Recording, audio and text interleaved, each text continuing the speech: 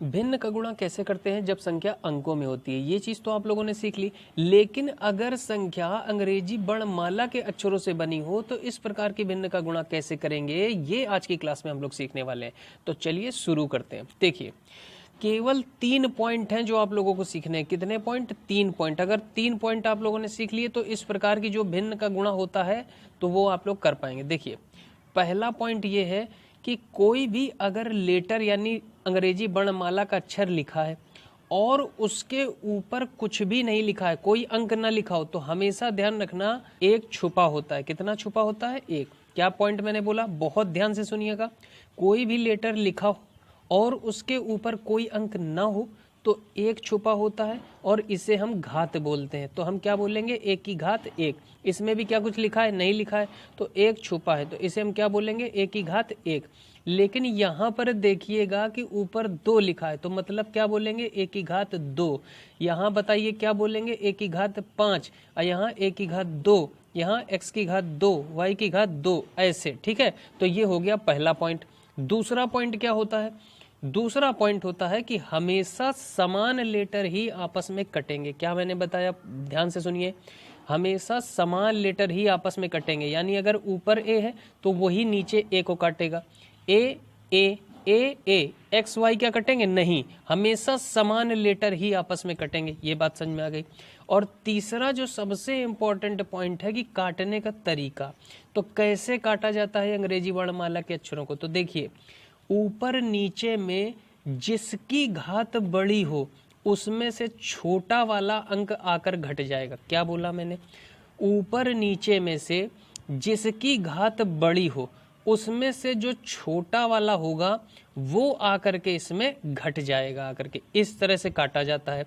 अब अगर कहेंगे कि ऊपर नीचे में मान लीजिए घातें बराबर है, तब क्या करेंगे?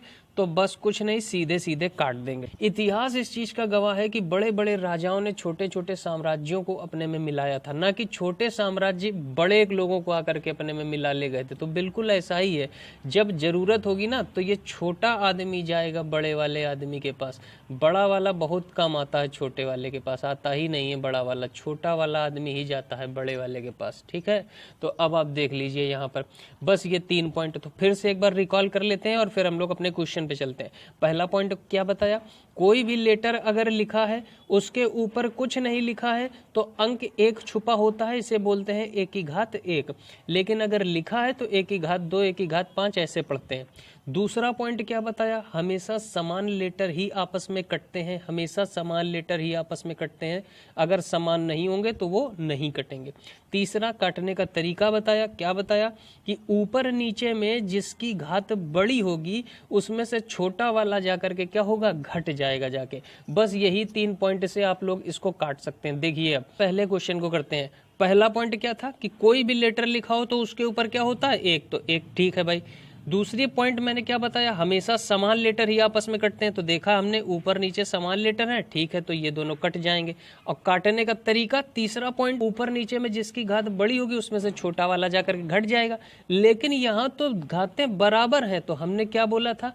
अगर घातें बराबर हों तो सीधे सीधे कट जाएगा, यानी ए से ये ए सीधा कट जाएगा। कितना आ जाएगा? एक। कितना आ जाएगा? एक। देखिए दूसरे क्वेश्चन में देखिए सबसे पहले हमें क्या चेक करना है? ये चेक करना है कि देखिए घात क्या क्या है। इसमें है एक की घात 2, इसमें है एक की घात 1। और दूसरा पॉइंट क्या चेक करना होता है? कि लेटर समान है कि नहीं है। तो हमने देखा हाँ ऊपर नीचे के लेटर समान है। अब कैसे करेंगे? क्या करते हैं? बड़ी वाली घात में से ये छोटी वाली जाकर के घट जाएगी जाकर के। तो ये कितना होगा? ये हो जाएगा ए, और ऊपर 2 लिखा है और ये छोटे वाले जाकर के उसमें घट जाएंगे। तो 2 में से 1 घट जाएगा तो कितना बचेगा? 1 बचेगा ना। तो ये आंसर कितना आ जाएगा? ए आ जाएगा। ठीक है, चलिए नेक्स्ट क्वेश्चन देखते हैं। अब इसमें देखिए इसमें क्या है? दोनों, पहली बात तो हम देखेंगे लेटर समान है, ठीक है भाई, काट सकते हैं। अब काटने का तरीका, बड़े वाले के पास जाकर के छोटा वाला क्या होता है? घट जाता है। 2 ऊपर जाके घट जाएगा ना। तो एक इधर कितना है? 5, और 5 में से कितना घट जाएगा? 2। तो कितना बचेगा? एक की घात 3। तो ये आंसर आ जाएगा।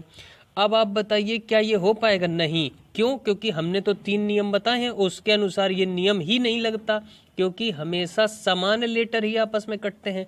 तो ये तो लेटर अलग अलग है, यहाँ तो x लिखा है, यहाँ तो y लिखा है, मतलब ये कटेगा ही नहीं। इसका आंसर एज इट इज यही लिखा रहेगा, इस स्क्वायर अपॉन वाई स्क्वायर। ठीक है, चलिए अगले क्वेश्चन की तरफ देखते हैं। अब यहाँ पर देखिए, सबसे पहला काम क्या है, समान लेटर है कि नहीं है। तो हमने देखा हाँ, यहाँ भी ए लिखा है और यहाँ भी ए लिखा है। अब क्या करेंगे, हमेशा बड़े वाले के पास आकर के छोटा वाला घटता है। तो देखिए कौन किसके पास आके घटेगा, बड़ा किसके पास है, ये 7 है और ये 4 है। तो ऊपर वाला छोटा है, तो ये नीचे वाले के पास आके घटेगा। तो ये कितना हो जाएगा, ऊपर क्या बचेगा, 1। देख लीजिए ये तो नीचे चले आए ना, तो ऊपर कुछ बचा ही नहीं, तो 1 लिखते हैं। और ये आ गया a और ऊपर 7 था इनके, तो छोटा वाला आकर के इसमें घट गया। तो 7 में से 4 घट गया तो कितना बचा, 3 बचा ना। तो a की घात कितना आ गया, 3। तो आंसर आपका कितना आ गया, आंसर आपका आ गया 1/a⁻3। अब देखिए जब दो दो संख्याएं, तीन तीन संख्याएं लिखी हो तो कैसे करते हैं। तो देखिए ये लिखा है a और नीचे उसी से कटेगा जहां पर ये समान लेटर होगा। तो ये ए यहाँ भी है, ए यहाँ भी है, यानी ये तो इससे कट जाएगा और ये एक्स वाला जो है ये इससे कट जाएगा। ठीक है, तो इसको इसके साथ काटना है और इसको इसके साथ काटना है। यहाँ लिखा है a की घात 5 और यहाँ लिखा है a की घात 4। तो कौन किसके पास जाएगा, ये छोटा वाला जो है ये जाएगा बड़े वाले के पास। तो कितना हो जाएगा a और ऊपर आएगा 5 तो लिखा था और ये 4 जाकर के उसमें घट जाएगा। इतनी बात समझ में आ गई। अब इसके बाद यहाँ देख लेते हैं क्या होता है। तो नीचे देखिए यहाँ x की घात 6 था और यहाँ भी x की घात 6 था। अभी हमने बताया कि अगर ऊपर घात समान लिखी हो तो फिर सीधा सीधा कट जाता है, कुछ नहीं बचता। क्या बचता है, 1 बचता है। तो आगे क्या आएगा, गुणा 1 आ जाएगा। जब 5 में से 4 घटेगा तो कितना बचेगा, 1 बचेगा ना। तो ये आंसर कितना आ गया, a, क्योंकि 1 गुणा 1 होगा तो कितना आएगा, a। तो इस तरह से हम लोग कर लेंगे। चलिए अगला क्वेश्चन देखते हैं। 3 आपको बस रूल याद रखने हैं, 3 नियमों से आप लोग किसी भी प्रश्न को ये कर सकते हैं। तो देखिए क्या है, यहाँ पर कौन किससे कटेगा, देखिए समान लेटर होना चाहिए। तो a यहाँ लिखा है तो नीचे भी समान होना चाहिए, यानी ये इससे कटेगा, ये वाला a इससे कट जाएगा। ठीक है भाई। इसके बाद आता है x, x वाला किससे कटेगा, ये इस x वाले से ही कटेगा। और इसके बाद क्या आया b, तो ये b वाला जो है ये किससे कटेगा, ये इससे कटेगा। तो चलिए सबको अपने अपने से काट लीजिए। तो 1 की घात 3 लिखा है और यहाँ लिखा है 1 की घात 2। तो कौन किसके पास जाएगा, ये नीचे वाला जाएगा ऊपर वाले के पास, बड़े वाले के पास जाएगा। तो जब ये बड़े वाले के पास जाएगा तो इसका ये 2 और इसके ये 3 में घट जाएगा। तो जब 3 में घटेगा तो कितना हो जाएगा, 3 में से 2 कम हो जाएगा तो कितना बचेगा, 1 बचेगा ना। तो ये जब कट जाएगा इससे सीधे सीधे तो कितना बचेगा, 1 की घात 1 बचेगा। अब देखिए x को भी देख लीजिए, यहाँ पर क्या लिखा है, इनटू, तो आप गुणा का साइन लगा लीजिए। और यहाँ x की घात 3 लिखा है और ये x की घात 2 लिखा है। तो ये छोटा वाला जाएगा ऊपर वाले के पास। तो ऊपर वाले के पास जाएगा तो देखिए यहाँ 2 है और ये 3 में से जब 2 घट जाएगा तो कितना बचेगा, x की घात 1 बचेगा ना। तो ये इससे कटेगा तो कितना आएगा, x की घात 1 आएगा। अब यहाँ नीचे देख लीजिए ये b बचा है और b की घात 2 लिखा है, यहाँ भी b की घात 2 लिखा है।